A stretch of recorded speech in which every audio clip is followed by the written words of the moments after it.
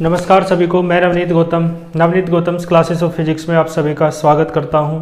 तो mathematical physics में MCQs की सीरीज मैंने स्टार्ट कर रखी है, जिसमें आज हम एमसीक्यूज करेंगे gradient, divergence and curl chapter के। ठीक है, तो आइए बिना किसी देरी के आप देखें इसका एमसीक्यूज में क्वेश्चन नंबर फर्स्ट आपकी स्क्रीन पर है। देखो, पढ़ो क्या कह रहा है। इफ द वेक्टर, एक वेक्टर दे रखा है, लिख लेते हैं वेक्टर v कितना दे रखा है, x plus 3y i cap और plus y minus 2z j cap plus x plus a z k cap. ठीक है जी, इज सोलेनोइडल। ठीक है, कैसा है, सोलेनोइडल है। तो मैंने आपको बताया था जब पढ़ाया था कि कोई भी वेक्टर सोलेनोइडल कब होगा, जब उसका डाइवर्जेंस कितना हो, 0 हो। तो डाइवर्जेंस ऑफ वेक्टर भी कितना होना चाहिए, 0। और डाइवर्जेंस क्या होता है, डेल डॉट वी होता है, डेल डॉट वेक्टर वी बराबर 0 होना चाहिए। ठीक है, आपको कांस्टेंट की वैल्यू निकालनी है ए की, आपको ए का मान निकालना है और ठीक है, डेल डॉट वी आपको जीरो लाना है, divergence of vector v. Del की वैल्यू भी आपको याद होनी चाहिए, del over del x i cap plus del over del y j cap plus del over del z k cap और डॉट वेक्टर वी का जो मान है ही ये लंबा चौड़ा, लिख लो। ठीक है, ऑब्जेक्टिव कर रहे हैं आप तो आपको तो बस बहुत कम लिखने के साथ साथ सोल्व कर देना है, बाकी चलो मैं लिख के पूरा ही समझा रहा हूँ। क्या कह रहा है, x प्लस 3y। ठीक है, तो मुझे तो टाइम इसलिए लग रहा है क्योंकि मैं सारा लिख रहा हूँ, सारी बातें जो बिना लिखे काम चल सकता है ना, और आपको एक्सप्लेन भी कर रहा हूँ। x प्लस ए जेड के कैप, ठीक है जी, बराबर किसके, 0 के। देखो आई डॉट आई 1 हो जाता है तो ये बचेगा डेल ओवर डेल एक्स, क्या बचेगा, x plus 3y plus J dot J 1 हो जाएगा तो ये बचेगा del over del Y, y minus 2z plus del over del z। ठीक है, k डॉट के 1 हो जाएगा, ये बचेगा x प्लस ए जेड बराबर 0। ठीक है, तो ये दोनों लाइन लिखे बिना भी काम चल सकता था, माइंड में आप सोल्व कर सकते हो। देखो, x का 1 हो जाएगा, पार्शियल डिफरेंशियल कर रहे हो, और 3y का 0 हो जाएगा क्योंकि कांस्टेंट है, क्योंकि x के रेस्पेक्ट में कर रहे हैं पार्शियल। y का 1 हो जाएगा और 2z का 0 हो जाएगा प्लस x का 0 हो जाएगा और z का 1 हो जाएगा, a बचेगा बराबर 0। तो ये बचा 1 और 1 2 प्लस a बराबर 0। तो a बराबर कितना आया, माइनस का 2। ठीक है, a बराबर आपका कितना आया, माइनस का 2। तो आप देख सकते हैं ऑप्शन नंबर इसका कौन सा करेक्ट हो जाएगा, डी पार्ट इसका करेक्ट हो जाएगा। ठीक है, कर लोगे, फर्स्ट का डी पार्ट हो जाएगा। ठीक है, इसका स्क्रीनशॉट लो। ठीक है, इसके बाद देखो क्वेश्चन नंबर 2। क्वेश्चन नंबर 2 आपकी स्क्रीन पे होगा, पढ़ो। क्वेश्चन नंबर 2 में क्या कह रहा है, करने का प्रयास करो, हो जाए तो ठीक है, नहीं तो देखो मैं तो करा ही रहा हूँ, एक एक क्वेश्चन करा रहा हूँ। क्वेश्चन नंबर 2, क्वेश्चन नंबर 2 देखो क्या कह रहा है,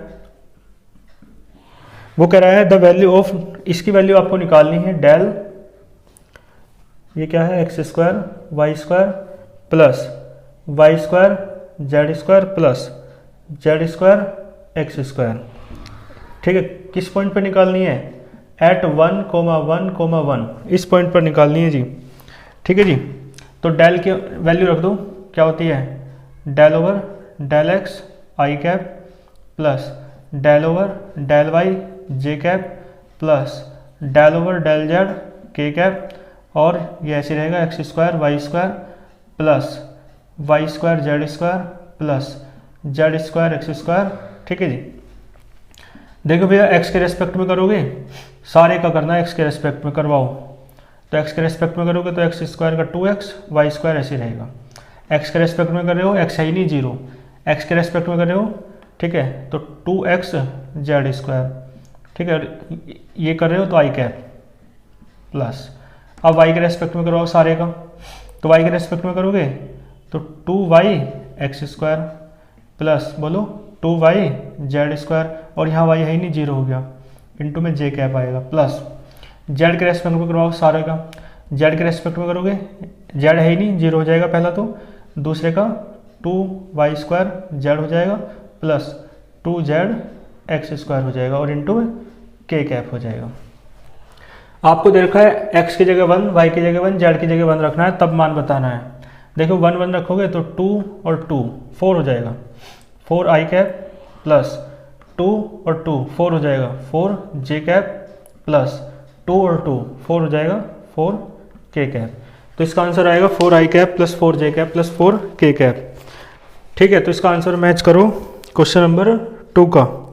क्वेश्चन नंबर 2 का आंसर है आपका, देखो कोई सा ऑप्शन आ रहा है क्या, कोई सा भी ऑप्शन नहीं है, तो इसका हो जाएगा डी। ठीक है, नन ऑफ दीज। क्लियर है। क्वेश्चन नंबर 3 पे आओ फिर, इसके बाद क्वेश्चन नंबर 3 पढ़ो।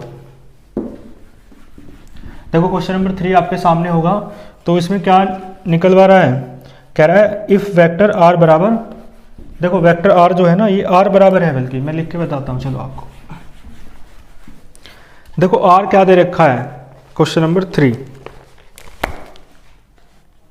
जो आर दे रखा है ना वो कह रहा है वेक्टर आर का मॉडुलस है आर, ये तो हमें पता ही है पहले से।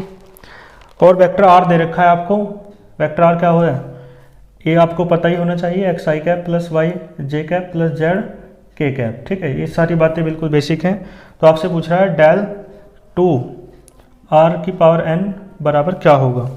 ठीक है, तो देखो एक फॉर्मूला मैंने शायद आपको बताया हो, ना भी बताया हो तो लिख लेना, डेल 2 एफ आर, कोई भी फंक्शन हो, इसका फॉर्मूला होता है F double dash R plus 2/r। ठीक है जी, और यहाँ क्या आएगा एफ डैश आर। क्लियर है, तो ये क्या है आपका फॉर्मूला है। फॉर्मूले के आधार पर इस क्वेश्चन को हमें करना है। ठीक है, तो देखो यहाँ फंक्शन एफ आर है और यहाँ फंक्शन क्या है आर की पावर n, तो बस यहाँ पे आर की पावर n करना है एफ आर की जगह। और देखो डबल डैश का मतलब है 2 बार डिफरेंशियल करना है फंक्शन का, तो आर की पावर n का 2 बार डिफरेंशियल करना है। ठीक है, तब ये फंक्शन आएगा। तो देखो एक बार डिफरेंशियल करोगे तो n आर वो क्या आएगा n आर की पावर n-1। चलो मैं लिख लेता हूँ एफ आर बराबर क्या है आर की पावर n। ठीक है, हमें एफ डैश आर मिल जाएगा तब एक बार डिफरेंशियल जब n आर की पावर n-1 हो जाएगा। ठीक है, और एफ डबल डैश आर कब मिलेगा, एक बार और कर दो n-1 और r की पावर n-2, तो यह है एफ डबल डैश आर। तो इसका मान रखो n-1 r की पावर n-2 प्लस यह है 2/r और एफ डैश आर के भी मान निकाल लिया n r की पावर n-1।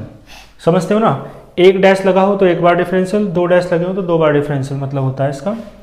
ठीक है, और ये फॉर्मूला आपको याद रखना है, नोट कर लेना इसे। ठीक है, डेल 2 आर की पावर n, यह देखो इसमें से कुछ कॉमन आ रहा है, एक तो n कॉमन आ रहा है और आर की पावर n-2 कॉमन आ रहा है, तो यहाँ बचा n-1 प्लस यहाँ 2 बचा, और देखो n तो बाहर आया, आर की पावर n-1 है अपोन में आर की पावर 1 है, तो ऊपर जाके आर की पावर n-2 होगी तो वो बाहर आ गई।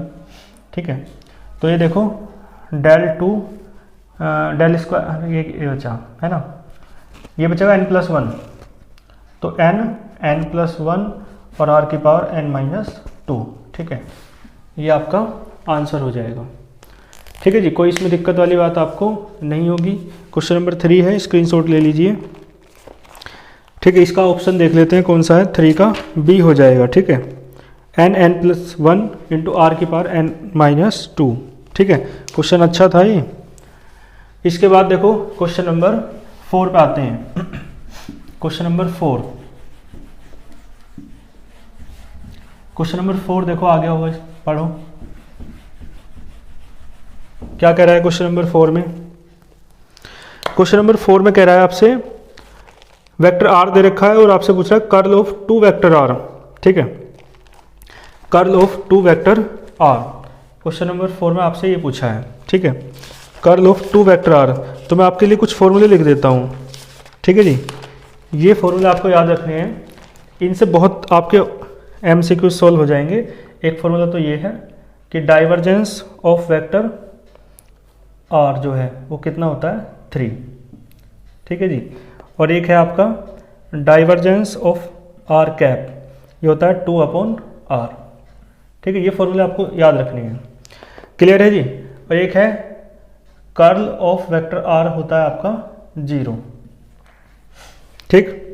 और एक है आपका ये वाला कर्ल ऑफ आर कैप आपका होता है 0, ठीक है जी। ये 4 फॉर्मूले मैंने लिखे आपके, ठीक है। डाइवर्जेंस ऑफ वेक्टर आर बराबर 3 है, तो डाइवर्जेंस ऑफ आर कैप कितना है 2/r, 2 ये और 2 ये, कि कर्ल ऑफ वेक्टर आर भी 0 है और कर्ल ऑफ आर कैप भी 0 है, ठीक है। तो ये दोनों फॉर्मूले आपको, मतलब चारों फॉर्मूले आपको याद रखने हैं। अब अपने क्वेश्चन को आप देख सकते हो, क्वेश्चन नंबर 4 में क्या कह रहा है। क्वेश्चन नंबर 4 में आपसे कह रहा है कर्ल निकालो 2 वेक्टर आर का। तो भैया जब वेक्टर आर का कर्ल 0 है तो 2 से मल्टीप्लाई, 2 तो कांस्टेंट है ना, 2 से मल्टीप्लाई करके क्या होगा, कुछ भी नहीं होगा। तो कर्ल ऑफ 2 वेक्टर आर भी कितना हो जाएगा 0, ठीक है। तो 0 फोर्थ में कौन सा ऑप्शन है, 0 आपका फोर्थ में ए ऑप्शन है, तो इसका ए पार्ट इसका करेक्ट हो जाएगा, ठीक है, फोर्थ का ए, क्लियर है। चलो इसके बाद देखो लगे हाथ, 5वां देख लो। कह रहा है the value of divergence of R cap, जो डाइवर्जेंस ऑफ आर कैप है ना उसकी वैल्यू कितनी है। तो मैंने लिख तो दिया फॉर्मूले, चारों याद रखनी है, 2/r, ठीक है, 2/r। तो ये हो जाएगा इसका बी पार्ट, क्वेश्चन नंबर 5 का बी पार्ट हो जाएगा, ठीक है जी, कोई इसमें दिक्कत नहीं होगी। इसके बाद क्वेश्चन नंबर 6 पे चलते हैं, स्क्रीनशॉट लो इसका एक, ठीक है जी, स्क्रीनशॉट ले लो। तो मैं ये रफ कर देता हूँ, है ना, ये चारों फॉर्मूले आपको याद रखने हैं। क्वेश्चन नंबर 5 तक हो गया, 6 पढ़ो फिर, है ना। देखो क्वेश्चन नंबर 6 आपके सामने होगा।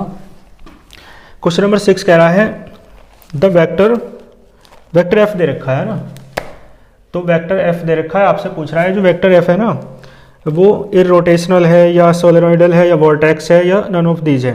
तो मैं आपको बता दूं, देखो लिख, है ना पता हो तो लिख लेना। तो देखो तैयारी के दौरान मैं आपसे यही तो कह रहा हूँ बार बार कि आपको जो इंपॉर्टेंट पॉइंट्स है ना, इनके जो भी आपका सिलेबस है, चाहे मैकेनिक्स में हो चाहे मैथमेटिकल फिजिक्स में हो, इनके इंपॉर्टेंट पॉइंट्स को आपको नोट करना है, मतलब या अंडरलाइन कर लेना है, ठीक है, एमसीक्यूज वालों के लिए, है ना। तो वहाँ से ही क्वेश्चन बनते हैं। देखो मान लो आपसे पूछने लगे कि बताओ इररोटेशनल कब होगा कोई फील्ड, वेक्टर फील्ड है ना, वेक्टर एफ कब इररोटेशनल होगा, तो आपको याद होना चाहिए। चलो मैं बता देता हूँ, कोई भी फील्ड जो है वेक्टर फील्ड इररोटेशनल कब होगा, हालांकि मैंने पढ़ा रखा है सब, कब होगा, यदि उसका कर्ल कितना हो जाए 0, ठीक है, और दोनों तरफ से है, यदि कर्ल 0 है तो इररोटेशनल होगा। और देखो दूसरा क्या है, सोलेनोइडल। सोलेनोइडल का तो मैं भी बता ही चुका हूँ, है ना, सोलेनोइडल पहले क्वेश्चन में बताया। सोलेनोइडल कब होगा, ठीक है, सोलेनोइडल होगा जब डाइवर्जेंस ऑफ वेक्टर एफ कितना हो 0, और यदि डाइवर्जेंस 0 हो तो सोलेनोइडल होगा। और वोर्टेक्स क्या होता है, वोर्टेक्स, ठीक है, वोर्टेक्स लिखा है ना तीसरा, वोर्टेक्स कब होगा, यदि उसका कर्ल वेक्टर एफ का 0 ना हो, ठीक है, और कर्ल 0 ना हो तो वोर्टेक्स होगा। तो ये इसका भी स्क्रीनशॉट लो, ठीक है। क्वेश्चन में देखो मैं फैक्ट बताता चल रहा हूँ आपसे, तो इस टाइप के जो फैक्ट्स है ना आप याद रखोगे तो उससे क्या है, आपके बहुत सारे मतलब सारे कॉन्सेप्ट क्लियर हो जाएंगे जो मेन है, और फिर क्या होगा, आपके कोई भी क्वेश्चन नहीं बचेगा, ठीक है। तो क्वेश्चन नंबर 6 पढ़ लो। अब खुद बता दो, उसने कहा वेक्टर एफ दे रखा है और आपसे कहा कि इनमें से क्या होगा, तो भैया डाइवर्जेंस ऑफ एफ तो इसका 0 नहीं आएगा, वो तो देख के पता चल रहा है, क्योंकि वेक्टर एफ में देखो डाइवर्जेंस का मतलब समझते हो आप, डाइवर्जेंस का मतलब है डेल डॉट एफ, ठीक है। तो डेल डॉट एफ करने का मतलब है, देखो चलो बता ही दूँ, आप इतना समझते ही नहीं होंगे। डेल डॉट एफ का मतलब है del over del x i cap plus del over del y j cap plus del over del z k cap, ठीक है जी, ये है। तो इसका मतलब है, और बाहर एफ वेक्टर एफ है डॉट में, ठीक है, डॉट करोगे तो इसका मतलब है एफ का जो आई कैप वाला है, ये वाला कौन सा क्वेश्चन है, 6th, हाँ, तो ये बचेगा डेल ओवर डेल एक्स, ठीक है, 2xy प्लस एक्स क्यूब, ठीक है, ऐसे आगे बचेगा, मुझे करना नहीं है ना। तो देखो 0 थोड़ा ना आ रहा है, यह आएगा 2y प्लस 3x स्क्वायर, और ऐसे ही अगले में आएगा, फिर उससे अगले में आएगा के वाले में, तो इसका मतलब जीरो नहीं आ रहा डाइवर्जेंस, ठीक है।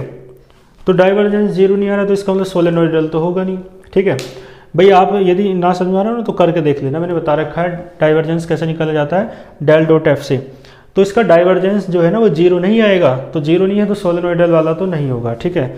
ये तो सोलेनोइडल वाले की तो बात खत्म हुई, लेकिन कर्ल जीरो आ सकता है। तो एक काम करो, कर्ल निकाल के देख लो। कर्ल यदि जीरो आ जाता है ना तो फिर ये इरोटेशनल हो जाएगा, और कर्ल जीरो नहीं आता है तो फिर ये वॉर्टेक्स हो जाएगा। तो कर्ल जीरो आता है नहीं देख लेते हैं, ठीक है। तो कर्ल निकाल लो, कर्ल ऑफ वेक्टर एफ। मैंने बता रखा है कर्ल ऑफ वेक्टर एफ का मतलब होता है डेल क्रॉस एफ, ठीक है। डेल की वैल्यू रखो, वेक्टर एफ की वैल्यू रखो, फिर आपको पता है सारणिक से करेंगे, डिटर्मिनेंट से, ठीक है जी। आई की वैल्यू, इसकी डेल की वैल्यू आपको पता होती है डेल ओवर डेल एक्स। मैं यहाँ पे बेसिक चीज़ें नहीं समझा रहा आपको, क्लियर है ना, कि कैसे निकालते हैं कर्ल, ये सब मैं पढ़ा चुका हूँ, ठीक है जी। कौन सा है क्वेश्चन नंबर 6। एफ में देखो क्या है 2xy और प्लस एक्स क्यूब, यहाँ कितना है एक्स स्क्वायर और यहाँ कितना है 3xz², ठीक है जी। तो इसे करके देख लो, तो देखो आई कैप, ठीक है जी। देखो आई कैप इसे दबाओगे इसमें इधर आएगा ना, ठीक है जी। चलो मैं लिख दूँ एक बार, डेल ओवर है ना 3xz² minus del over del Z x², ठीक है। यहाँ से समझ में आ रहा होगा। देखो यहाँ y के रेस्पेक्ट में y है ही नहीं, z के रेस्पेक्ट में z है ही नहीं, है ना। ऐसे बीच वाले को दबाओगे, इस केस में होगी x के रेस्पेक्ट में है, ठीक है। ये माइनस का j कैप, देखो इधर होगी डेल ओवर डेल x और यहाँ आएगा 3xz² माइनस, ठीक है, डेल ओवर डेल जेड और 2xy और प्लस एक्स क्यूब प्लस के कैप, ठीक है जी। तो ये देखो डेल ओवर क्या आएगा के कैप है ना, हाँ ठीक है, del over del X 3xz² minus, और ये देखो डेल ओवर डेल वाई, ठीक है, 2xy प्लस एक्स क्यूब, ठीक है। मैं समझा नहीं रहा, ये तो आप सब करना जानते हो। देखो अब क्या आएगा, यहाँ तो y है ही नहीं, जीरो हो जाएगा, ठीक है। यहाँ x है ही नहीं, जीरो हो जाएगा, माइनस का j कैप, ठीक है जी। यहाँ देखो x है तो x का 1 3z² हो जाएगा, z के रेस्पेक्ट में यहाँ z है ही नहीं, जीरो हो गया, और यहाँ भी देखो यहाँ है ही नहीं, है ना, ठीक है जी। क्लियर है। तो एक बार देखो, एक बार देख ही लो, है ना, जब करा रहा हूँ तो पूरा ही देख लो।